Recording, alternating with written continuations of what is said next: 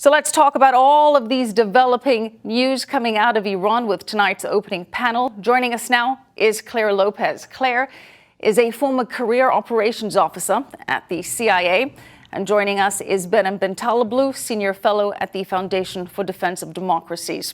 Thank you both for being with us. Clare, let's start with you. Before we get into those two stories, we've also learned that U.S. Secretary of State Mike Pompeo cancelled a visit with Germany's Chancellor Angela Merkel today, and instead he went to Iraq. And that trip was reportedly meant to address these Iranian provocations in recent days. Clare, what do you make of this move?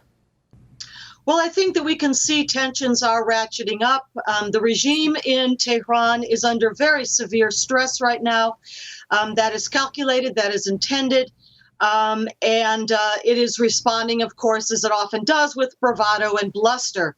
And in response, the United States government, President Trump, of course, Secretary of State Mike Pompeo, and also National Security Advisor John Bolton have been very strong in warning Iran not to push this into a further level of confrontation. But in the meantime, of course, we have heard news that Iran was planning some kind of strike against American forces somewhere in the Middle East, perhaps the former Iraq. And we learned that news thanks to the Israelis and the Israeli intelligence service. Clare, staying with you, do you think this trip by Pompeo and the deployment of that U.S. Abraham Lincoln as well as bomber strikers is going to deter Iran if it was indeed planning something?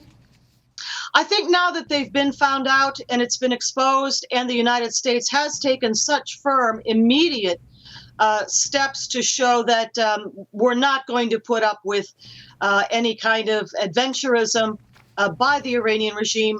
Typically what happens is that in such situations, the regime does back off.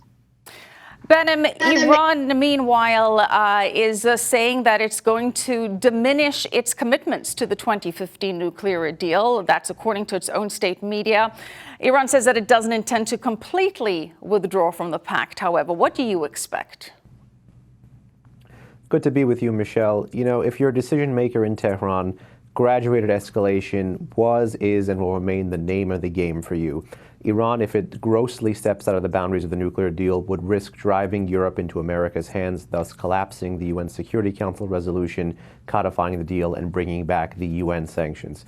Iran right now is looking to play Europe off the Americans and offset this growing crescendo of military, diplomatic, economic, and even informational pressure from Washington against Tehran. So Tehran is looking to kind of create some more risk, some more friction by saying that it too has escalation options. It likely could take machines out of storage. It could cease adherence to select paragraphs of the JCPOA. But in my view, I don't think it'll grossly step outside the boundaries of the nuclear deal. But tomorrow is another day, and escalation, again, is graduated by Tehran.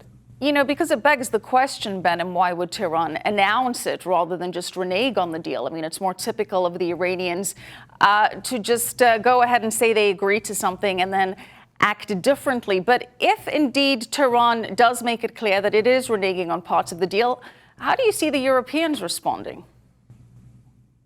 Well, just to go to your first point there, the Iranians want to announce it to kind of build up their own drumbeat, build up a crescendo of actions that they say they can take against America. Because if you're Iran, you have very limited options here. America possesses escalation dominance in almost all of these theaters: nuclear, missile, military, Persian Gulf, Syria, Iraq, Yemen. So Iran wants to say that it too has options and it's not alone.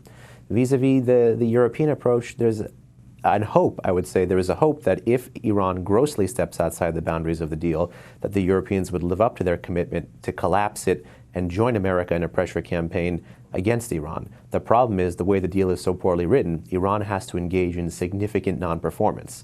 And if you're Iran, and if you're engaging in graduated escalation, you're likely going to stay under that threshold and continue to keep Europe and America divided. Clare, this is, of course, in response to the pressure being applied on the Iranians. Their economy is suffering very badly from the sanctions imposed by the Trump administration. And there has also been natural disasters in the country, like flooding, that the regime hasn't been able to tackle successfully. How do you see the regime responding to this continued pressure? Do you think that it will eventually come back to the negotiating table? Well, I think we're already seeing some indication of how that regime is responding. Indeed, as we begin the month of Ramadan, which is typically a month of increased attacks and jihadist terror activity, we see an uptick in a very severe uptick in the attacks on the state of Israel out of Gaza by Hamas, which is backed and is supported by the Iranian regime in Tehran. So you might expect to see an indirect response like that.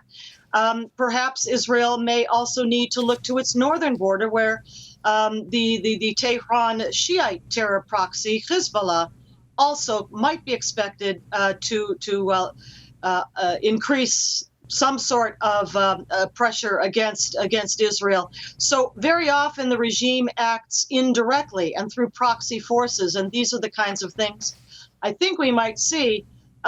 Negotiating table, I don't know what there's to negotiate about. Iran has and has had a clandestine nuclear weapons program since the late 1980s. It has never stopped it. It's never slowed it down.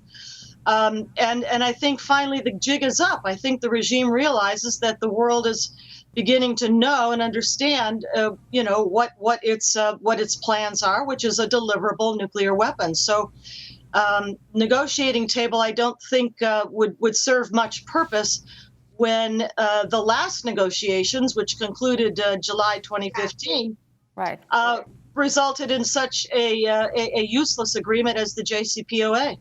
Well, perhaps a better agreement could come out of renewed negotiations. Clare Lopez, Benem Bentaleblu, thank you so much.